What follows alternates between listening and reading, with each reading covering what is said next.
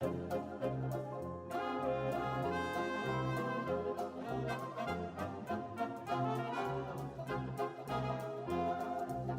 réforme du code du travail, c'est pas qu'il y ait 2 ou 3 failles, se résigner sans livrer bataille, qu'ils disent que l'on n'est pas taille, que les gens acceptent qu'on les assaille, vaut mieux que ça. La loi travail, elle s'inscrit dans un processus législatif qui, à mon sens, a débuté avec la loi de sécurisation de l'emploi. Et donc, elle est un temps supplémentaire dans les réformes et dans un projet politique qui est assez cohérent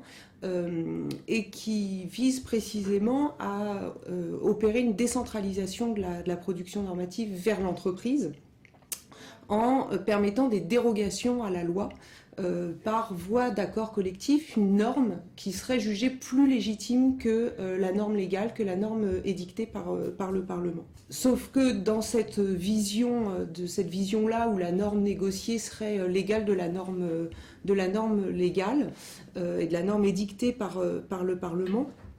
on a une fausse idée des rapports de force dans la mesure où au niveau de l'entreprise, en réalité, il n'y a pas les conditions qui sont à même d'édicter une norme de qualité et qui sont à même de protéger et d'apporter toutes les garanties aux droits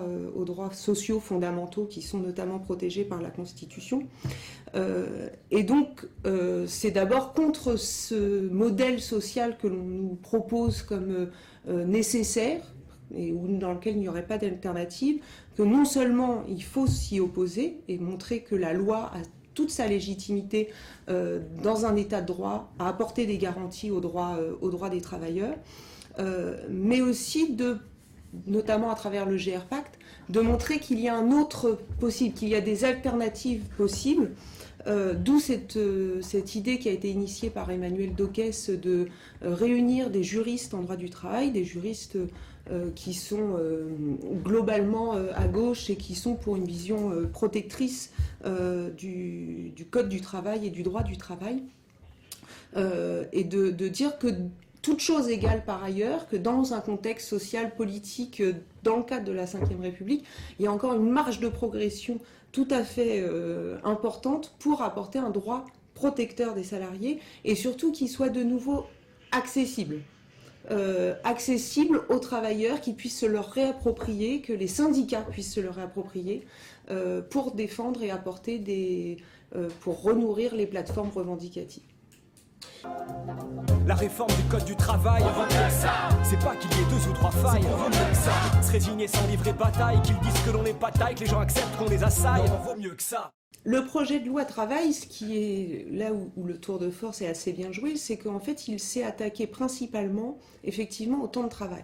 Domaine dans lequel, en réalité, beaucoup de choses avaient été détricotées. Et donc,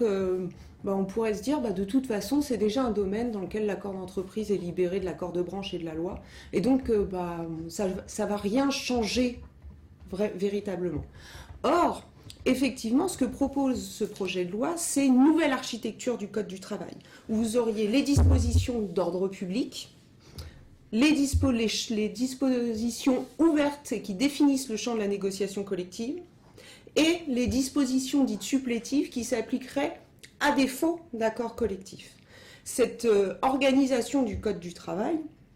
si elle venait, et c'est ça le projet, qu'elle soit étendue aux autres questions au-delà du droit du temps de travail, viendrait effectivement remettre en cause de manière, à mon sens peut-être définitive, toute possibilité pour le législateur de reconquérir un terrain qu'il aura totalement abandonné à la négociation collective. Et donc c'est en cela qu'il y a vraiment un bouleversement dans la hiérarchie des normes, et c'est ça qui en fait le point, moi, qui me semble le plus grave, parce qu'effectivement c'est technique, mais que quels que soient les petits bouts qu'on obtiendra là par la revendication, les petites améliorations par-ci par-là, ne reviendra pas sur cette architecture qui est proposée, et qui revient véritablement sur la compétence du législateur à régir les relations de travail. Et une fois que ça sera posé, évidemment, il sera possible à un gouvernement moins attentif aux revendications, par exemple, de la CFDT, comme a pu le faire le gouvernement Sarkozy après que la gauche,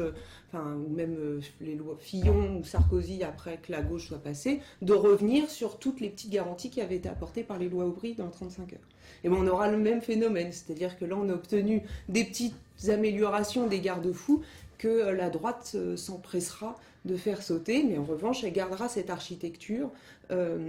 où le législateur aura abandonné une partie de ses prérogatives à la norme négociée et à un niveau où en réalité le rapport de force n'existe pas,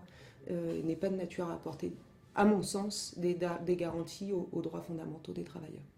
Qu'on laisse gouverner le patronat, on vaut mieux que ça. Qui ne cesse de gouverner par vos lois, on vaut mieux que ça. Quelques irréductibles gaulois face à l'envahisseur bourgeois qui voudraient piétiner nos droits, on vaut mieux que ça. Le GRPACT a rendu public un pan de son travail de recherche qui concerne effectivement le temps de travail qui était au cœur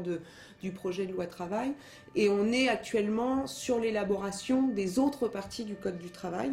et sur lesquelles on est en cours de réflexion. Donc il m'est difficile de présenter des choses en matière de licenciement, du contrat de travail, etc., même si on a effectivement des idées. Mais en tout cas, ça reste à l'heure actuelle à l'ébauche et à la réflexion entre nous et au débat aussi parmi notre équipe. Sur le terrain du temps de travail, je pense que, il me semble que ça a un petit peu porté, c'est cette idée de temps libre, d'envisager le temps du salarié. Certes, il met une partie du temps de sa vie pour gagner sa vie et à destination au profit de l'employeur, le temps de travail. Et le droit du travail actuel différencie le temps de travail et le temps de repos, comme si tous les moments où le salarié ne travaillerait pas, ça serait pour se reposer. Or, il y a tout l'aspect de la vie sociale, de la vie politique, de l'engagement, de la culture, où le salarié peut s'épanouir autrement que par le travail, nécessite qu'on ne reconnaisse pas simplement un temps de repos, mais un temps libre. Un temps libre qui doit être sacré, et dans lequel le salarié, toute personne, doit pouvoir prévoir son temps libre, son organisation dans la société, sa vie familiale, sa vie associative. Et je pense que d'où la reconnaissance d'un droit à la déconnexion qui soit un véritable droit et pas comme dans le projet actuel soumis à une négociation collective dont les modalités seraient déterminées par un accord collectif, mais que ce soit un vrai droit attaché à la personne et opposable à l'employeur. Je pense que ça, c'est une mesure qui me semble importante et politiquement porteuse de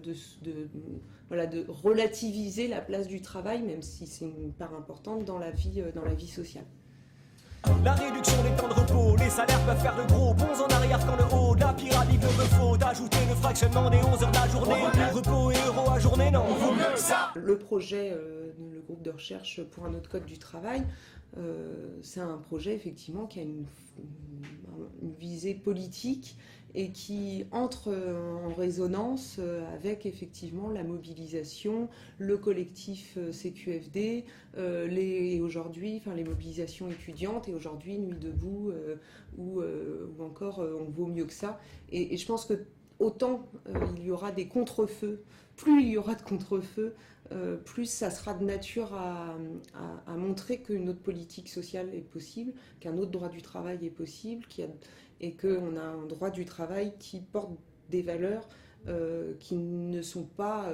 uniquement celles des valeurs marchandes qu'on essaye de nous proposer aujourd'hui.